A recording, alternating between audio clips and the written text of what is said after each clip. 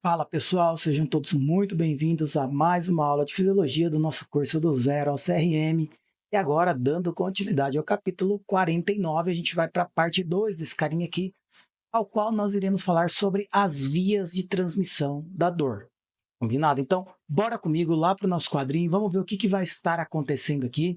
E é isso aí, galera. Bom, quando a gente começa a falar sobre as vias da dor, o que a gente tem que ter em mente é o seguinte, né? Eu vou ter vias que nós iremos chamar de vias rápidas, bom? Ou via rápida, tanto faz. Vou colocar só rápidas. E a gente vai ter as vias que nós iremos chamar de vias lentas. Ou seja, via rápida é para transmitir aquela dor aguda e a via lenta é para transmitir a dor crônica. Tá bom? Lembrando que faltou um acento aqui. E aí, só para que a gente tenha em mente, é o seguinte: quando eu me refiro ao estímulo que eu preciso para as vias rápidas, aqui no caso, vai ser tanto mecânico quanto térmico, tá bom? Diferente para as vias lentas ali, que o principal estímulo vai ser químico. Claro que podendo ser também mecânico e térmico, combinado? As fibras ao qual nós teremos transmitindo aqui a informação nas vias rápidas serão aquelas fibras do tipo A delta, bom, que ela é um pouquinho mais fininha, mas ela transmite muito rápido o sinal. Diferentemente das vias lentas, que são aquelas fibras do tipo C, bom, que são amielínicas. E a velocidade de transmissão dessas vias rápidas, galera, ela pode variar de 6 a 30 metros por segundo, enquanto nas vias lentas, o que a gente vai ter aqui? Uma velocidade de meio a 2 metros por segundo. Combinado? E aí, esses são os dois tipos principais de vias de fibras que nós vamos trabalhar a partir de agora, tá bom? E aí um detalhe interessante é o seguinte, que quando eu tenho um estímulo doloroso súbito, tá? Quando é estímulo doloroso súbito, eu tenho dupla sensação de dor, tá bom? Eu tenho uma sensação dupla dolorosa, porque ambas as vias serão estimuladas. O que vai acontecer? Quando eu tiver um estímulo súbito de dor, primeiro eu vou ter aquela dor rápida, tá? Que eu sinto em menos de um segundo, que avisa, no caso aqui, ó, quando eu tenho o estímulo da dor rápida, que é em menos de um segundo eu já sinto ela, isso daqui é só para a gente avisar ou deixar a pessoa em alerta do perigo, tá bom? Então, ó, eu aviso o perigo. E aí, por exemplo, se for algo que dá para eu evitar, eu tiro a mão. Por exemplo, estou queimando a mão, eu tiro a mão, tá bom?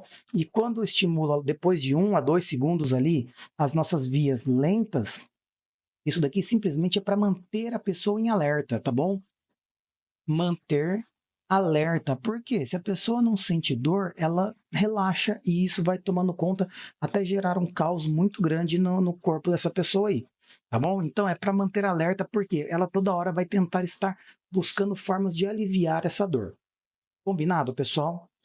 E aí o que a gente tem que saber é o seguinte, que quando o estímulo que foi, quando o meu receptor foi estimulado, passou por essas fibras aí, a delta ou a fibra C, entrou pela raiz dorsal lá no corno posterior, ao entrar ali, eu vou transmitir esses sinais por dois tratos diferentes, segue duas vias diferentes, tá bom? Então, o que a gente tem que saber, ó, é que é o seguinte, o estímulo ele pode seguir por duas vias, tipo assim, quando entra na medula espinhal, segue duas vias. Uma delas, que a gente vai chamar de trato neoespinotalâmico, que vai ser para dor rápida, tá bom? E a outra que é o trato paleoespinotalâmico, que vai ser para dor lenta, para dor crônica que a gente está falando ali. Combinado, pessoal? Então eu vou trazer imagens para ficar mais fácil o nosso entendimento, e aí a gente vai falando sobre essas duas vias principais ali de transmissão da dor e até onde elas chegam e como que elas são estimuladas. Combinado? Então bora lá. Bom, e dando início aqui agora, vamos falar primeiramente da via do trato neoespinotalâmico, tá bom? E aí, ó, quando eu me refiro ao neoespinotalâmico, o que eu tenho que saber é que ela é uma via que transmite a dor rápida, via rápida de transmissão da dor. Então, o estímulo ele vai entrar ali pela raiz dorsal no corno posterior, tá bom? Da medula espinhal, através das vias A delta, tá bom? Aí, quando essa via ela entra, quando essa raiz ela entra, a gente vai ver, galera, que ela termina bem aqui, ó, nessa lâmina 1, tá bom? Ó, olha aqui, eu tenho a laminazinha 1 aqui, ó. Tá? Eu tenho a laminazinha 1 aqui, ó. Então a gente vê que essa primeira via já, ela termina na lâmina 1 aqui. Quando ela chega nessa lâmina 1, o que vai acontecer? Ela estimula um neurônio de segunda ordem, tá bom? E esse neurônio de segunda ordem agora, por sua vez, ele cruza para o lado oposto, na frente da cisura anterior ali, tá bom? E aí, o que a gente vai ver aqui, galera? Que ele segue depois, ele ascende, vai até lá para cima, através daquela via anterolateral que nós vimos, tá bom? Então, de uma forma bem simplificada, é assim que acontece. O cruzamento aqui já é bem na entrada. Então, ó, entrou pela via, pelo corno posterior ali. Na lâmina 1, eu tenho a sinapse do primeiro neurônio aqui, né? Com o segundo neurônio. Depois vai acontecer o cruzamento, que a gente viu aqui, ó. Eu tenho cruzamento para outra área, para a parte anterior, tá bom? E a partir dali, ó, a gente pega, eu tenho a ascensão através da minha via anterolateral, tá bom, galera? E aí, o que a gente vai ver aqui? Que essa fibra, ela, olhando para essa segunda imagem aqui agora, ó, ela vai ascender até ela chegar ali em cima, aqui, ó, no caso, ó, fibras rápidas, ó, que a gente consegue ver é isso daqui. Ela vai chegar em alguns pontos distintos, tá bom? Um desses pontos que a gente tem que ter noção é o seguinte, que ela vai parar ali no tronco cerebral. Então, ó, uma porção dessas fibras, assim, algumas poucas fibras, elas param no tronco cerebral. Vou até colocar aqui, ó, no tronco cerebral, tá?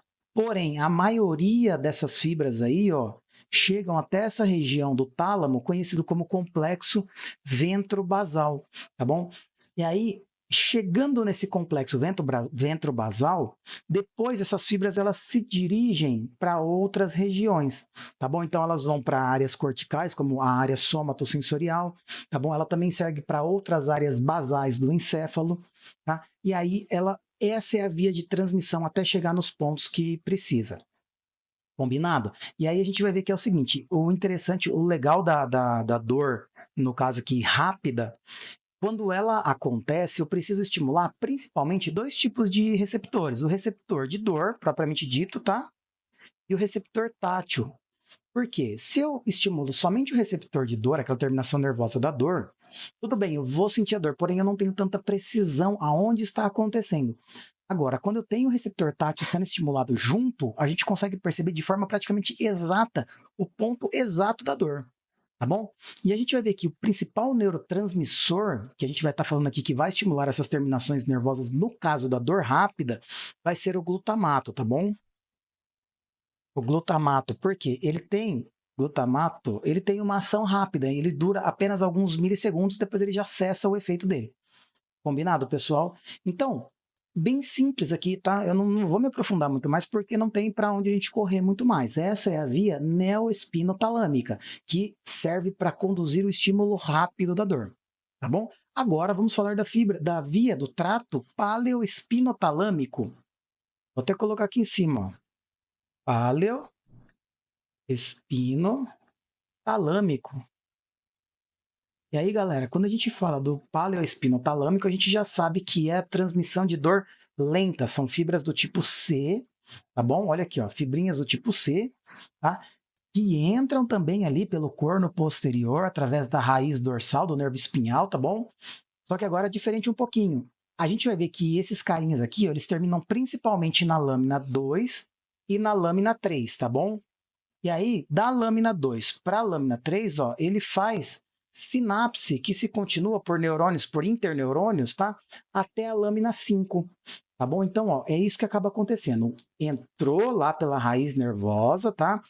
Na lâmina 2 e na lâmina 3, eu tenho sinapses acontecendo através de interneurônios que levam o estímulo até na lâmina 5, tá bom? A partir dessa lâmina 5 é estimulado um novo neurônio ali que formam vias que vão cruzar lá para o outro lado também, como a gente viu, né? Também cruza lá pelo outro lado e depois ascende pela via anterolateral também. Combinado? Do mesmo jeitinho. E aqui é legal que essas fibras, elas acabam se juntando, tá? Elas formam meio que uma fusão ali, lógico, mas cada uma transmitindo o seu tipo de impulso, mas elas meio que ficam juntas ali, tá bom? E aí a gente vai ver que essas fibras, quando elas começam a ascender, para onde que elas vão? Agora, olhando aqui para essa outra imagem, ó, galera, a gente vê basicamente que essas fibras aqui elas terminam no tronco cerebral, a maior parte termina no tronco cerebral, tá bom? Que seria nessa região aqui, tá? Vou colocar até aqui, ó, tronco cerebral. A maior parte termina aqui, combinado? Porém, algumas fibras, poucas fibras se dirigem lá para o tálamo, tá bom? Então, aqui, ó, poucas fibras se dirigem aqui para o tálamo. E a gente vai ver que basicamente termina em 3 áreas distintas aqui, ó. Então, quais são os 3 principais pontos que a gente vai ver onde terminam essas fibras de transmissão lenta da dor? Vou colocar até aqui embaixo, ó, galera, ó.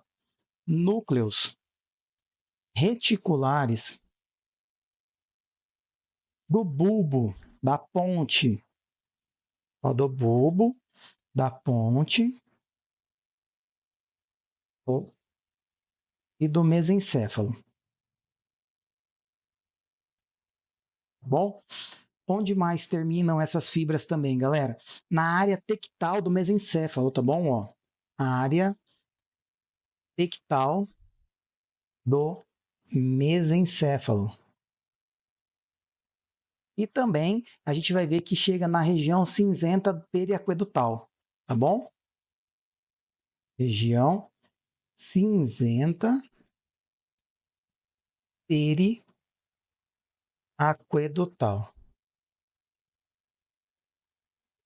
Próximo ao aqueduto de Silvio, tá bom, galera? Então, essas são as 3 pontos principais onde terminam essas fibras lentas. Combinado? Bom, e aí a gente vai ver que essas regiões mais basais do nosso encéfalo, elas são muito importantes. Por quê?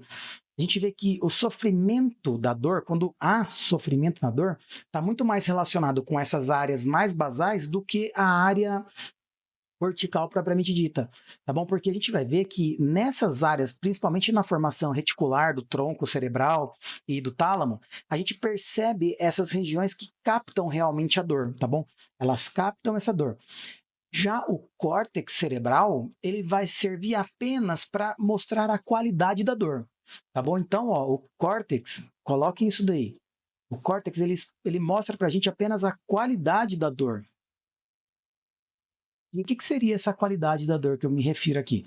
Se é uma dor, por exemplo, pontiaguda, ou é uma dor opressiva, ou é uma dor como se fosse em queimação, ou é uma dor como se fosse cólica, tá bom? Então, é isso que seria a qualidade. O córtex é mais para perceber a qualidade. Então, assim, e os sinais que vão para o córtex é praticamente, assim, poucos, 3%. Tanto que quando há uma degradação, uma destruição da parte cortical, da área somatosensorial, a pessoa ela não deixa de sentir sofrimento e agonia quando ela sente estímulos dolorosos, tá bom? Então, para vocês verem que o córtex não é o principal cara aqui quando a gente fala da captação da dor, tá? Os núcleos mais basais do encéfalo ali são os principais para a captação dessa dor que nós estamos nos referindo. E quando a gente fala de fibras lentas, os principais neurotransmissores que nós estamos falando agora aqui, galera, ó, a gente vai ter o glutamato. Lembrando que o glutamato ele dura apenas alguns milissegundos, tá bom? Então ele já inicia o estímulo, porém logo ele já cessa. E se continua depois com a substância E. Essa sim mantém o estímulo doloroso por um período um pouco maior, de segundos a minutos. Beleza, galera? Bom, aqui, de uma forma bem simplificada, bem rapidinho, uma aula bem curtinha também, né? A gente acabou falando um pouquinho sobre os estímulos de dor, dor rápida, dor lenta, as vias a qual eu transmito essa dor lá para o nosso encéfalo, né? Que é a via neoespinotalâmica, paleoespinotalâmica, tá bom? Onde elas se cruzam ali e como que termina cada uma delas. E as substâncias que produzem o estímulo. Combinado? Então, espero que tenha ficado claro, que tenham entendido, que tenham gostado. Qualquer dúvida, volta, revisa, deem uma lida no Guyton ali, tá? Tá bem fidedigno o que o Guyton fala, essa aulinha aqui. Combinado? E é isso, galera. Tamo junto e até a próxima aula.